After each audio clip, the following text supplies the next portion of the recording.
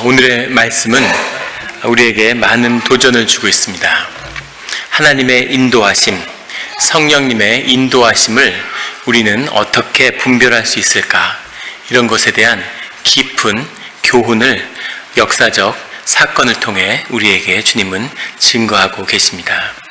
오늘 사도행전 21장의 말씀을 보면 이 17절에 예루살렘에 이르니 형제들이 우리를 기꺼이 영접하거늘, 사도 바울이 자신의 삶에서 행한 마지막 사역인 예루살렘 방문을 이제 시작하려고 하고 있습니다. 사도 바울은 자신의 고향인 예루살렘 교회와 자신의 형제들이 기근을 통해서 여러 해 거듭된 기근을 통해서 배고픔에 처해 있을 때 그것을 구하고자 자신이 개척하고 사역했던 교회들의 서신을 보냈고, 우리가 성경으로 접하고 있는 그 서신서들이죠. 그래서 그 헌금을 걷어서 그 헌금을 가지고 그것을 전달하기 위해 예루살렘 교회를 방문하려 하고 있는 거죠. 이것은 결국은 비극으로 끝을 맺게 됩니다. 바울의 마지막 사역이고, 바울은 여기서 유대인들에게 붙들려서 로마로 압송되고 거기서 죽음을 맞게 되죠. 그리고 예루살렘 교회도 이 바울과의 만남을 마지막으로, 그리고 교회사에서, 기독교의 역사에서 완전히 사라지게 됩니다. 로마의 공격을 받아서 유대인의 봉기 때 정말 돌 하나 남기지 않고 완전하게 예루살렘의 교회와 유다의 성전과 모든 유대교의 유산들은 무너지게 되죠. 이것이 가지는, 이 바울이 예루살렘을 방문하는 것이 왜 이토록 큰 사건이 됐을까? 주님의 인도하심의 참뜻은 무엇이었을까에 대한 깊은 고민을 하게 됩니다. 앞서 21장과 20장에 걸친 그런 사도 바울의 여정을 보면, 사도 바울이 굉장히 예루살렘을 방문하는 것 자체가 사도 바울에게도 쉬운 일이 아니었음을 보여줍니다. 20장 22절에 보면, 나는 성령에 매여 예루살렘으로 가는데 거기서 무슨 일을 당할지 알지 못하노라, 이런 이야기를 하고 있습니다. 나를 예루살렘에 인도하는 것이 성령이라고 그렇게 고백하고 있는 거죠.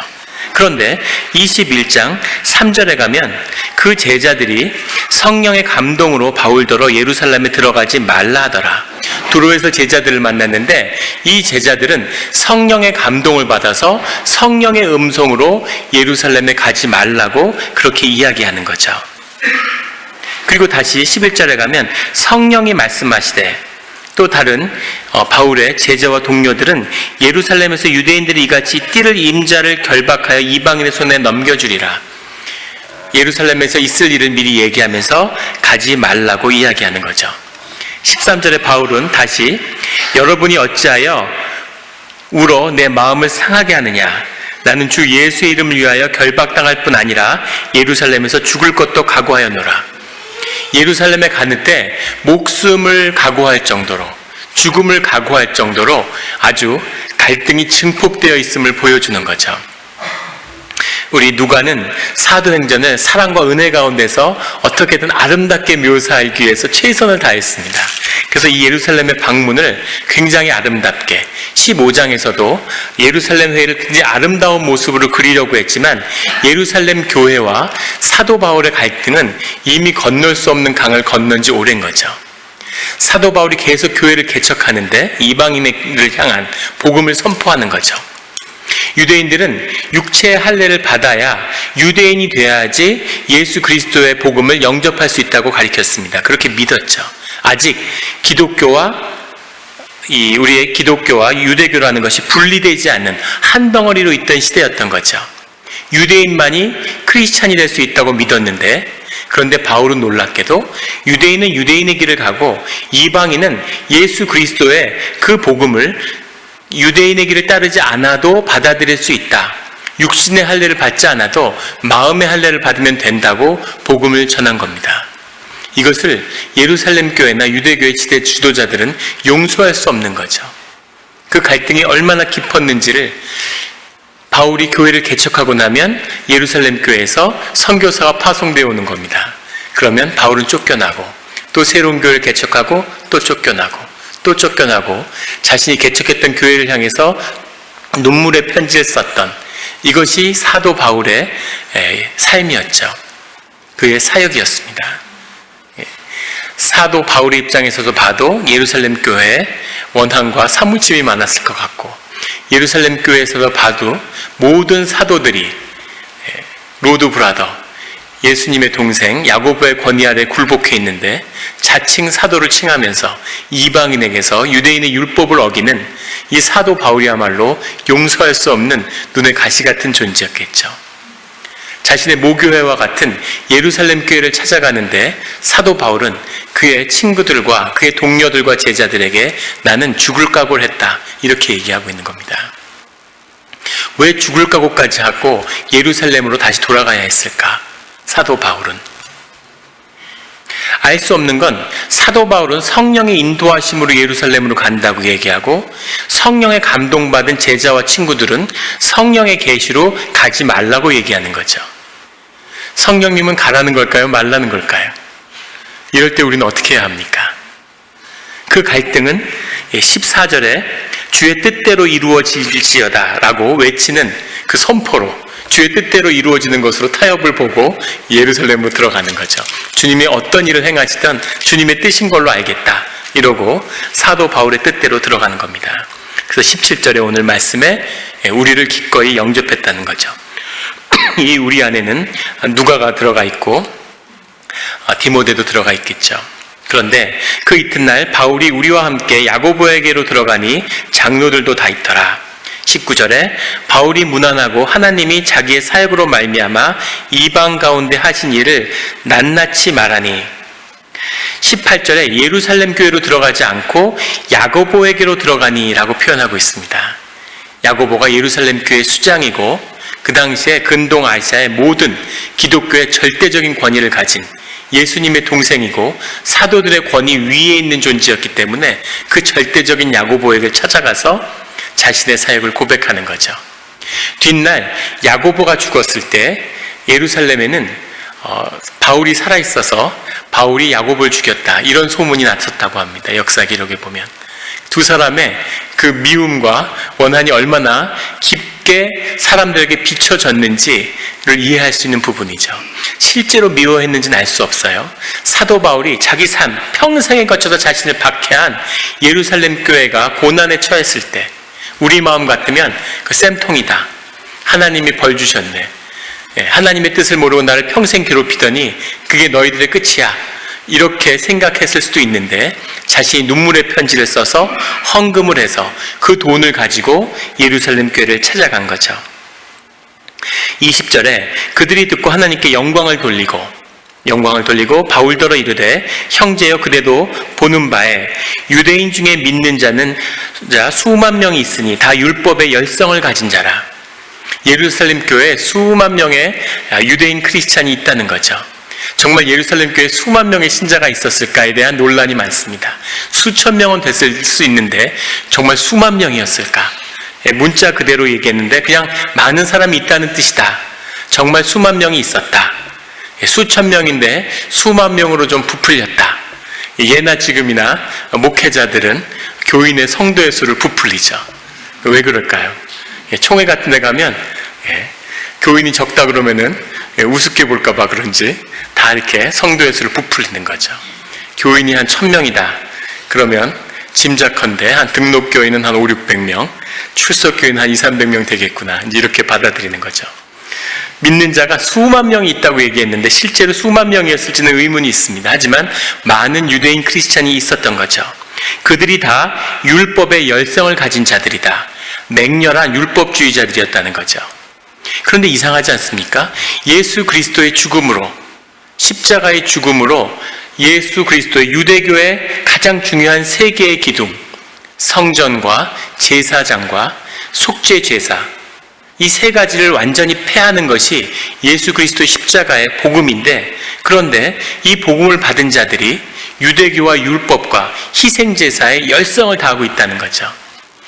마치 야고보와 예루살렘 교회 지도자들은 우리는 너희의 사역을 다 이해해. 그런데 너희도 알잖아, 우리 이쪽 동네 분위기를.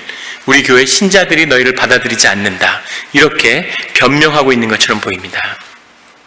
21절에는 내가 이방에 있는 모든 유대인을 가르치되 모세를 배반하고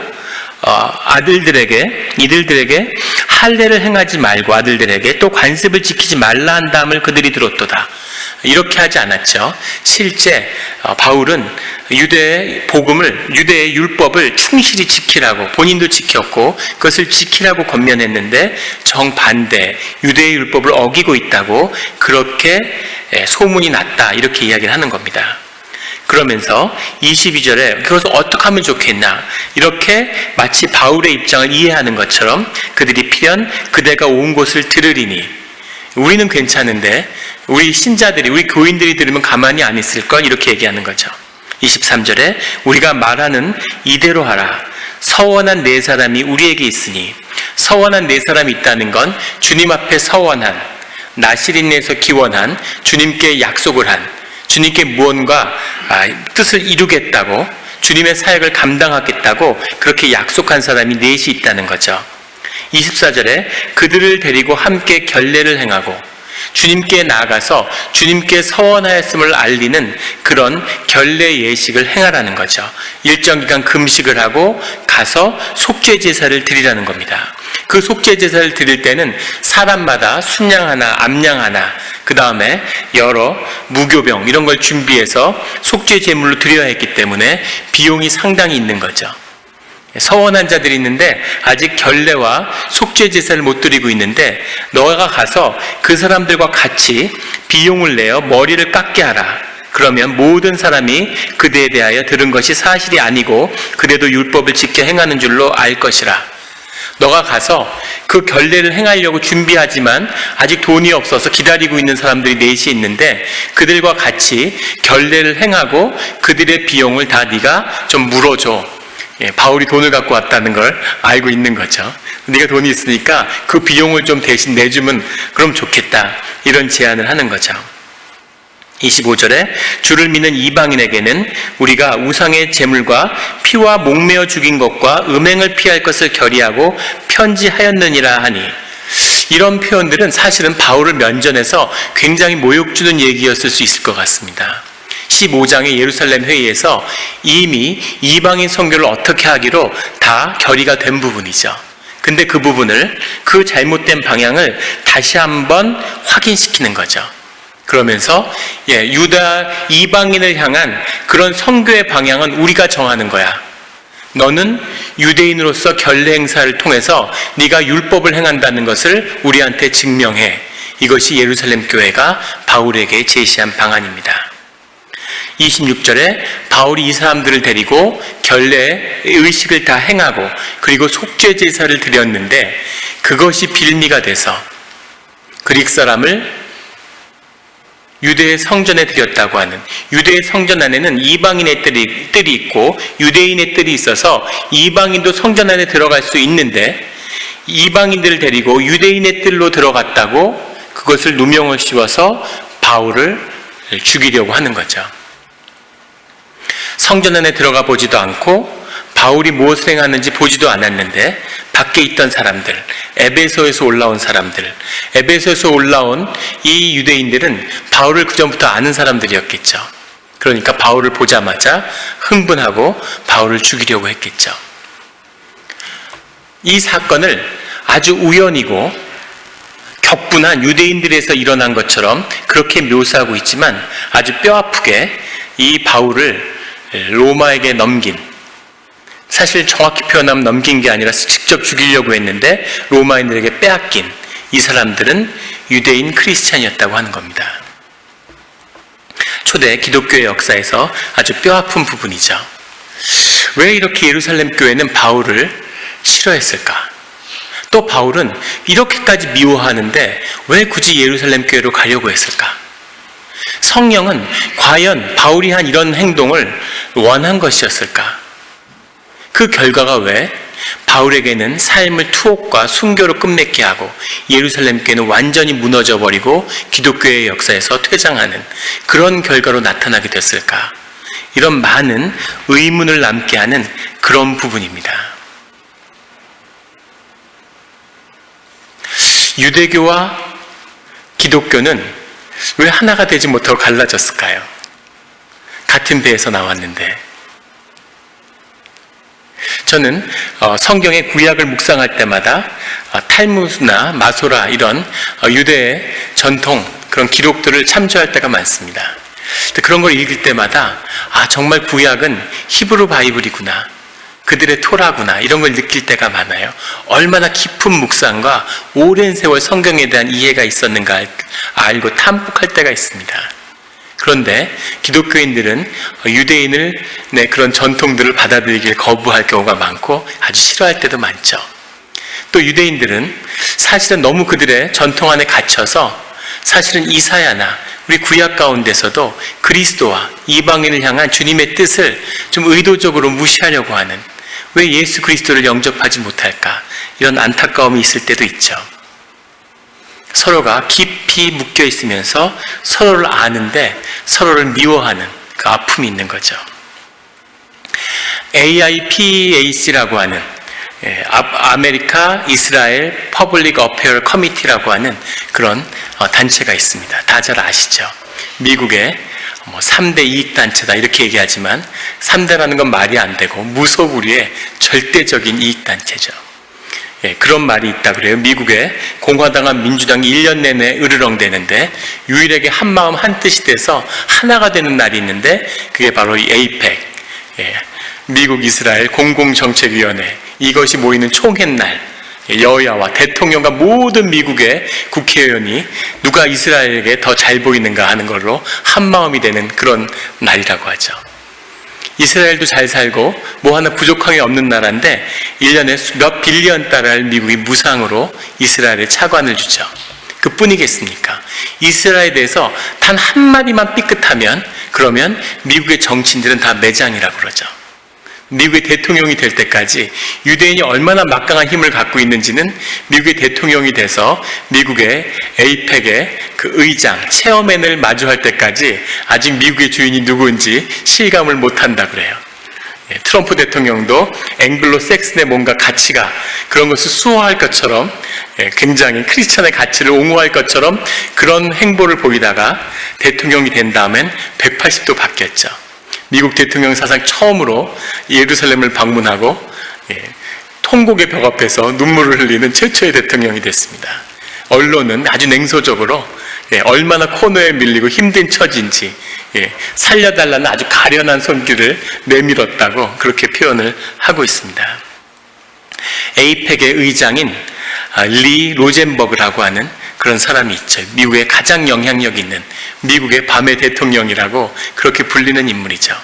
그 사람이 2010년에 그 공공정책위원회 의장이 됐을 때 그 취임 연설을 어딘가 동영상에서 보고 굉장히 감동을 받았던 그런 기억이 있습니다. 그 사람이 뭐라고 얘기하냐면 미국에 태어나서 자라면서 자신이 아주 신실한 유대인 어머니 밑에서 자랐다는 거예요. 유대교는 어머니를 통해서 그 유대교의 핏줄이 내려가죠. 그런데 자신이 유대인의 핏줄, 유대인의 태생에서 태어났다는 것이 너무너무 싫었다는 겁니다. 나는 기독교 국가 미국에서 자라는데 내가 왜 유대인이어야 하느냐 하는 거죠. 엄마도 싫고 유대교도 싫었다는 거예요. 자기를 제일 아프게 했던 건 크리스마스였다고 그렇게 이야기하더라고요. 크리스마스가 되면 미국 사람들이 다 기뻐하고 학교에서 행사가 끊이지 않는데 자신은 크리스마스를 즐길 수 없는, 받아들일 수 없는, 그래서 유대인들은 크리스마스를 크리시나마스라고 그렇게 부른답니다. 찌른다고 하는, 고챙이로 이렇게 찌른다고 하는 그 뜻. 얼마나 크리스마스가 깊은 상처로 다가왔으면 크리스마스를 그런 상처의 날이라고 그렇게 부르는 거죠. 그렇게 자랐는데 유대인이 아니라고 수없이 자신을 거부했지만 삶을 살아가면서 자기의 삶의 소명과 자기가 사는 이유가 무엇인지 그것을 위해서 계속 고민하고 가치 있고 보람 있는 삶을 살기 위해서 자기 자신의 삶과 마주하면 할수록 점점 더 유대인의 정체성을 마주하게 됐다는 거죠. 그 자신의 간증을 쭉 한 다음에 마지막 그 장면에 그 통곡의 벽 앞에서 무릎 꿇고 눈물을 흘리는 그런 로젠버그의 얼굴을 비춰주는데 제가 얼마나 감동을 받았는지 유대인도 아닌 제가 눈물을 흘렸던 기억이 납니다. 21세기에 미국에 사는 유대인의 정체성은 저런 것이구나 하는 것을 느낄 수 있었죠. 21세기에 미국에 사는 크리스찬의 정체성은 뭘까요? 미국에 사는 코리안 아메리칸 크리스찬의 정체성은 무엇입니까? 깊이 알고 있는, 깊이 함께 할 수 있을 것 같은데 서로를 깊이 알지만 서로를 미워하는 그 뿌리가 있는 거죠. 라포라고 하는 그 관계, 서로를 알지만 함께 할 수 없는 그 아픔이 유대교와 우리 사이에 존재하고 있는 것입니다. 그 아픔, 그 아픔의 내용, 그게 뭘까? 저희 어머니가 저희 5남매를 낳으셨는데 그 5남매가 위 누나가 셋 있고 밑으로 형과 제가 있어요.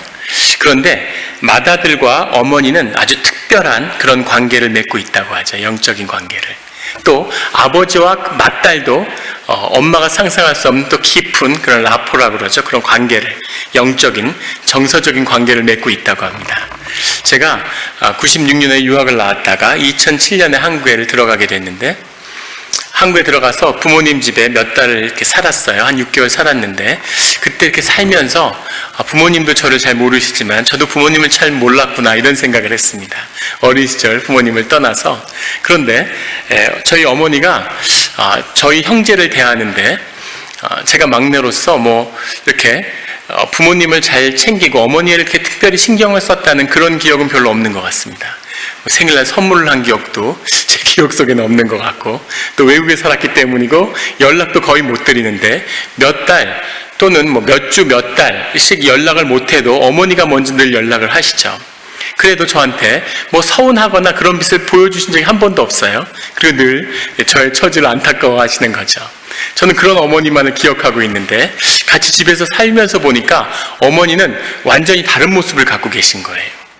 제가 몇 달을 연락해 안 해도 어머니가 서운하지 않는데, 저희 형한테 딱 2-3주만 연락이 안 오면 어머니가 굉장히 서운해하고 그 분노의 게이지 지수가 올라가는 겁니다. 그래서 한 2주쯤 지나면 형한테 한번 무난 인사가 와요. 그래서 어머니 생일도 다가오는데 뭐 필요한 게 뭐가 있느냐? 그럼 어머니가 막 화를 내시는 거예요. 필요한 거 아무것도 없고 전화하지 말라고. 전화하지 마 이러고. 와도 생일날 와도 문도 안 열어줄 거야 이러고 앞으로 영원히 오지 말라고 막 성질을 내시는 거예요. 그래서 깜짝 놀랐는데 어머니한테 저런 모습이 있다니, 저렇게 화를 내시다니 이해할 수가 없는 거죠.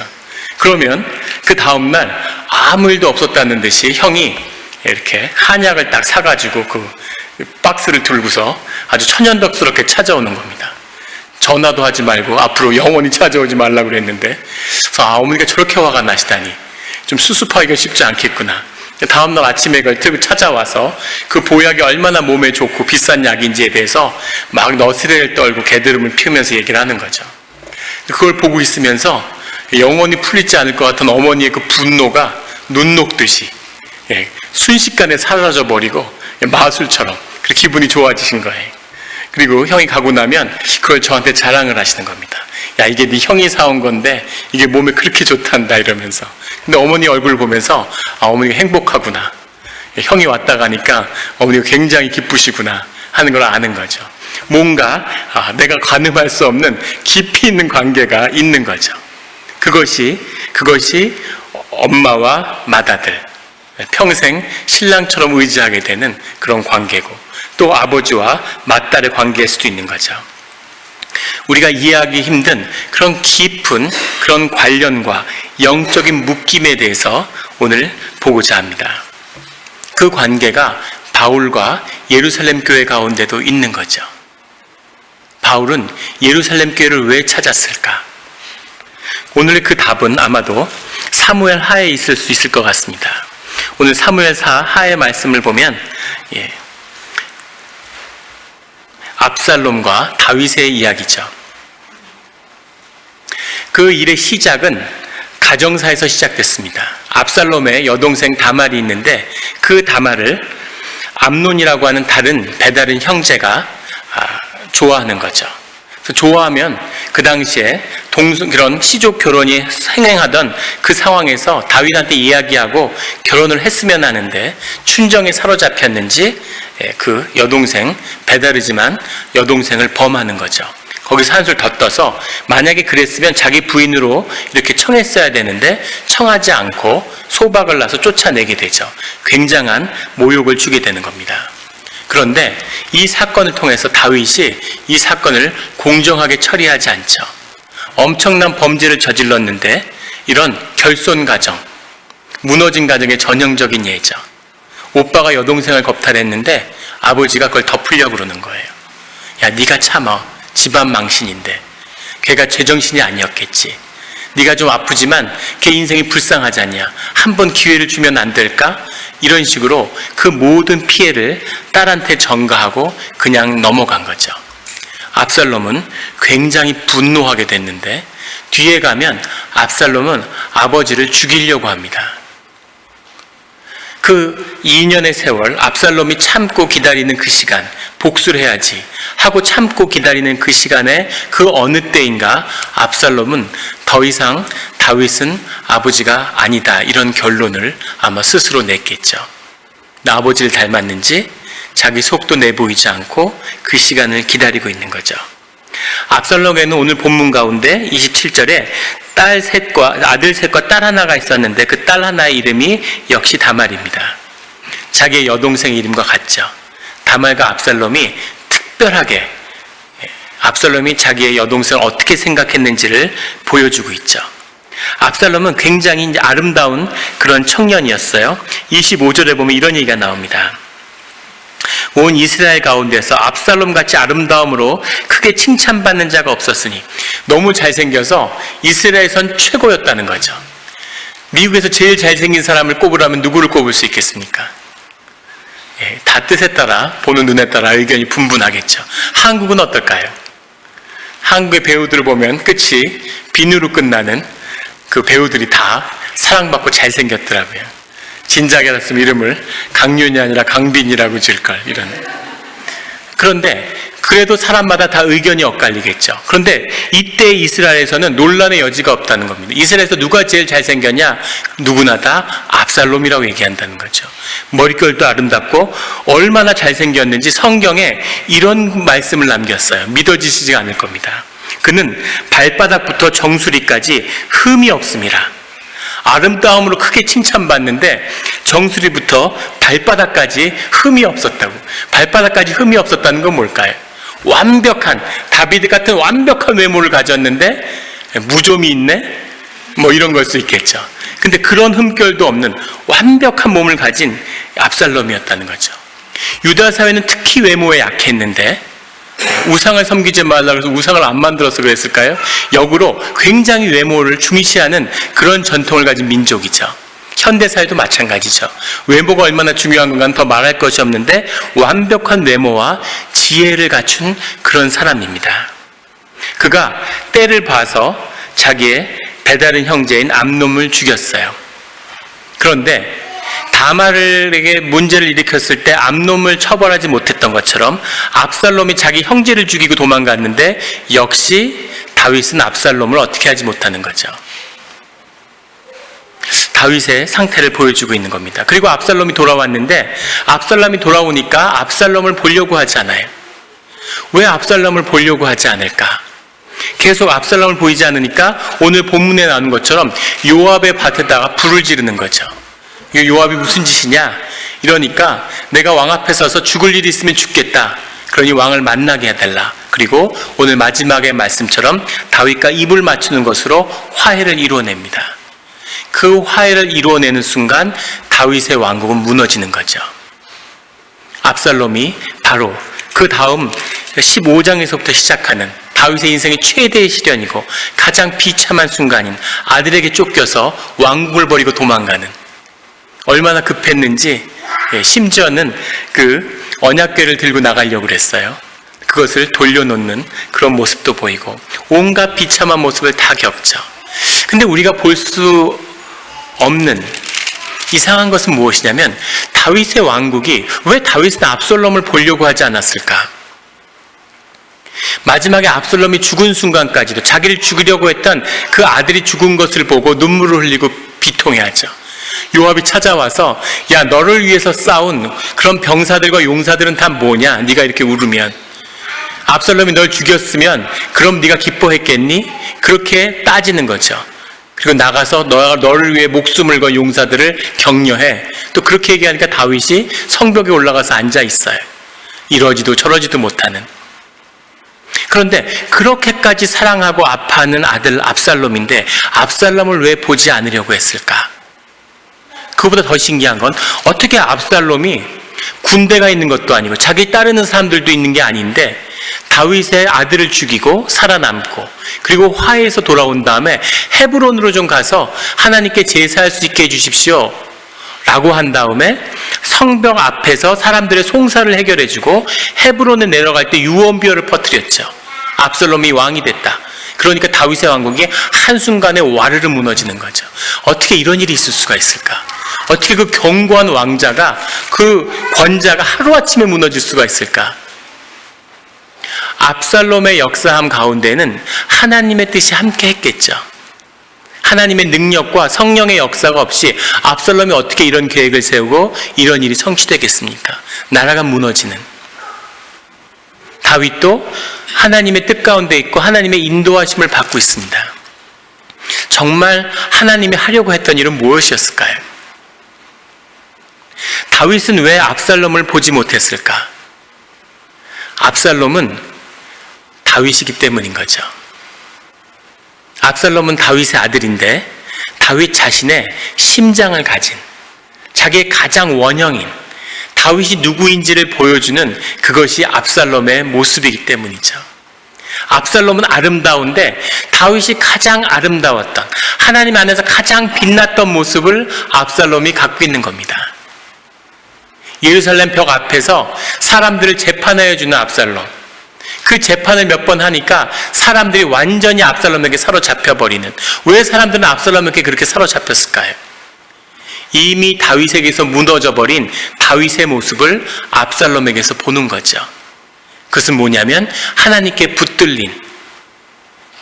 다윗은 이제 인애는 있지만, 하나님 안에서 인애는 있지만 공의가 무너져 버린 그런 사람이 되어버린 겁니다. 헤세드는 있어요. 자비를 베풀 줄은 알아요. 그런데 하나님의 공의, 체다카가 완전히 무너져버린 그런 허수아비 같은 왕국 안에 서 있는 거죠. 그 무너진 모습을 가장 잘 알고 있는 것은 압살롬입니다.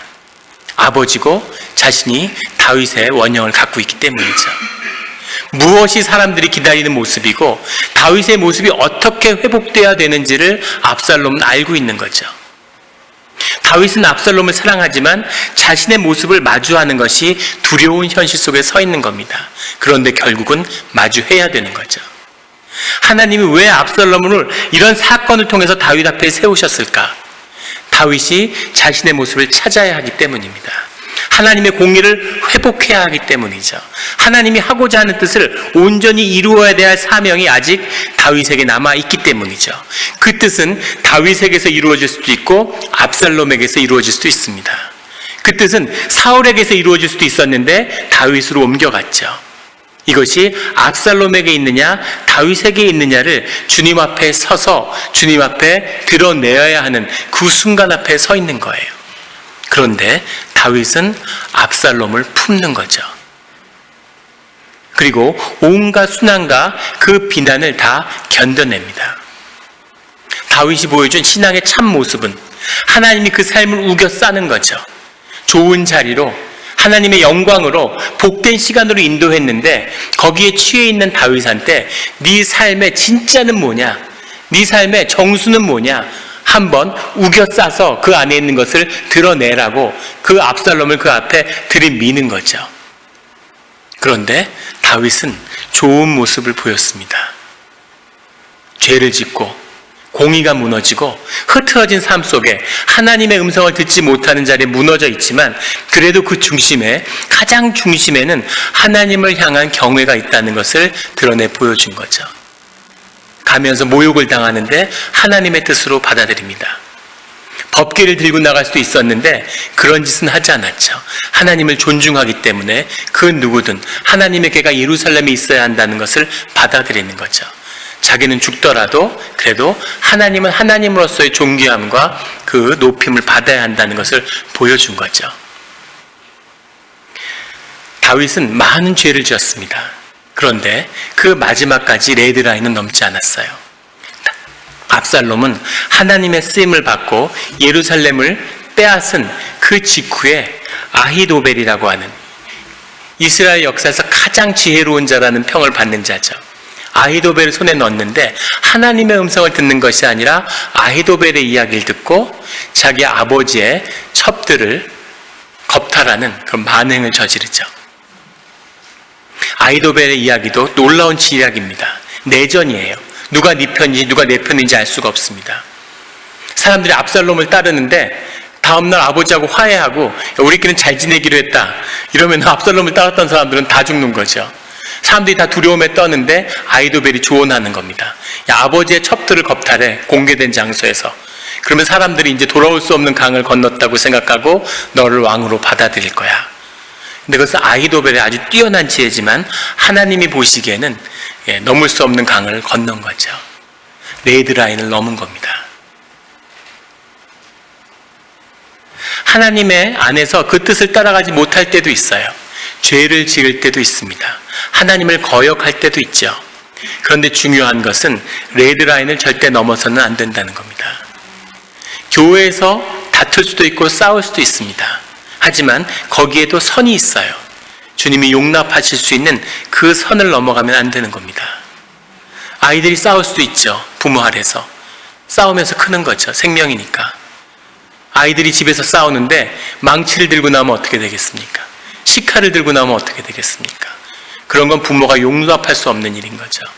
그 레드라인이 있는데 바울은 그 레드라인을 지켰는데 압살롬은 그 레드라인을 지키지 못하고 예루살렘에 들어가자마자 그것을 어기는 것으로 자신의 첫 번째 모습을 보여준 거죠. 이것이 압살롬이 무너지고 다윗이 지켜진 비밀입니다. 다윗은 왜 지켜졌을까요? 이 마지막까지 몰려서. 다윗을 하나님을 지켰다는 건 알겠어요. 그런데 이 하나님을 끝까지 지킬 수 있었던 그 배경에 무엇이 있었을까요? 다윗이 보여준 압살롬을 향한 사랑이죠. 다윗이 압살롬을 품을 수 있었던 오직 유일한 이유는 사랑이었을 겁니다. 사랑이 있기 때문에 믿음이 있는 거죠. 사랑과 믿음은 같은 말입니다. 우리가 자식들을 믿죠. 믿을만 해서 믿는 게 아니라 자식이기 때문에 믿는 거죠. 자식이기 때문에 사랑하기 때문에 끝까지 믿어주는 거죠. 하나님이 우리를 향해서 사랑하시기 때문에 우리를 향한 믿음의 길을 열어주시고 우리를 믿고 십자가의 보혈로 죽으신 거죠. 그의 제자들을 사랑하기 때문에 그의 양들을 맡기고 도저히 봐서는 맡길 수 없을 것 같지만 믿음으로 그 길을 가신 거죠.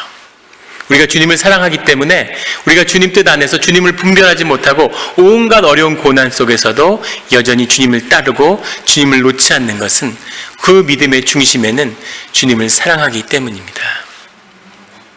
오늘 야곱과 마주한 바울은 그런 면에서 아주 중요한 걸 보여주고 있죠. 저는 바울이 하나님의 뜻에 충실하기 위해서 예루살렘을 방문했다고 보지는 않습니다. 왜냐하면 하나님이 그 사도 바울의 뜻과 꿈을 이루어주지 않으셨어요. 기독교와 유대교는 결국 다른 길을 가게 됐습니다. 그리고 그의 끝도 비참한 최후를 맞았죠.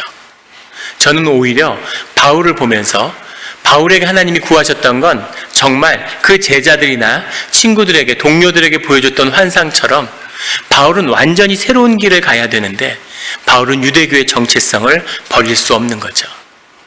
유대교와 화해하지 않는, 유대교 안에서 함께하지 않는 그런 기독교의 복음이라는 건 도저히 상상조차 할 수 없었던, 그 화해를 이루지 않고는 그 자신의 삶을 용납하지 못하는 그런 바울의 모습이 예루살렘 교회로 향하게 했다고 믿습니다. 그것이 바울의 저는 큰 실책일 수도 있었다고 봐요. 야고보는 어떨까요? 야고보도 똑같은 유대인의 그 핵심 중에 핵심에 서 있는 사람이죠. 뼛속까지 유대인인 사람. 율법을 포기하는 기독교의 복음이라는 건 상상할 수도 없는 사람인 거죠. 그런데 사도 바울의 복음을 주님이 들어 써서 기독교의 중심에 놓으신 겁니다. 예루살렘 교회는 완전히 무너뜨리고 기독교의 역사를 사도 바울이 개척한 그 소수의 몇몇 교회들을 통해서, 그의 서신을 통해서, 그 믿음의 씨앗을 통해서 완전히 새로운 주님의 복음과 기독교의 역사를 여셨다는 거죠. 무엇이 야고보와 바울이 다르게 한 게 무엇일까요? 그것이 무엇이었을까?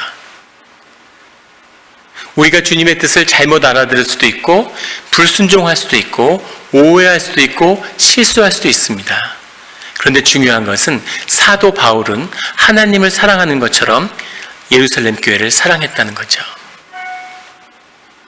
예루살렘 교회를 사랑했기 때문에 자신의 목숨을 걸고 자기가 마지막에 평생 박해했던 것을 사랑으로 화해하려고 하는 그 모습으로 자신의 진심을 드러냈다는 거죠. 이것이 삶의 예배이고 바울이 주님께 드러내 보여줬던 바울의 삶의 진실입니다. 하나님은 그 진실을 받고 바울의 삶을 들어 쓰시는 거죠. 그것이 없기 때문에, 그 사랑이 없기 때문에 예루살렘 교회는 무너졌다고 저는 믿습니다. 이것이 다윗의 왕국과 예루살렘 교회, 예루살렘 왕국의 운명을 가르는 그 사건의 내용이었다고 저는 주님 안에서 믿는 것이죠. 우리 속에 있는 진실이 무엇입니까? 우리 안에 있는 진실. 교회를 30년 다니고 수많은 봉사를 했는데 우리는 여전히 주 안에서 부족하고 인격이 성숙해진 것도 아니고, 믿음이 좋아지고 주님을 잘 섬긴다고 인격이 좋아지는 게 아니죠. 출발점이 다 다른데 얻을 기준으로 좋고 나쁜 걸 따지겠습니까? 내 삶이 나아지는 걸까요? 교회 안에서 내가 비치는 그런 덕스럽지 못한 행동에 대한 주님은 어떻게 그 모습을 바라보실까요? 우리는 알 수 없죠. 주님이 책망하실 수도 있고, 우리의 불순종이나 우리의 실수나 우리의 죄로 인해서 주님의 징계를 받을 수도 있습니다. 그런데 중요한 것은 우리가 안에 있는 중심이 무엇인지, 정말 교회를 사랑하는, 주님을 사랑하는, 내 이웃을 내 몸과 같이 사랑하는 그 마음이 우리의 믿음을 이끌고 있는지, 그 믿음의 내용이 되고 있는지, 그것이 우리에게 보응하는 주님의 역사하심의 내용이 되겠죠. 우리가 늘 주님의 축복만 있는 것은 아닐 겁니다. 그러나 우리가 어려움 가운데, 흑암 가운데 있을지라도 빛으로 임하는 주님의 능력과 구원 안에는 우리의 중심을 보시는, 오늘 다윗의 고백처럼 그 자신의 아픔과 입맞추는, 자녀를 깊이 사랑하는 것처럼 주님을 사랑하는 그 사랑을 우리한테 주님이 구하고 계신 것이죠. 그 사랑으로 인해, 그 믿음으로 인해 주님께 나아가는, 주님을 놓치지 않는, 주님의 축복으로 나아가는 작은 삶의 열매이지만 그것이 씨앗이 돼서 주님의 놀라운 축복을 뿌리내리는 자자손손이 그의 영광을 물려주는 그런 성도님들이 되시기를 예수 그리스도의 이름으로 축원합니다.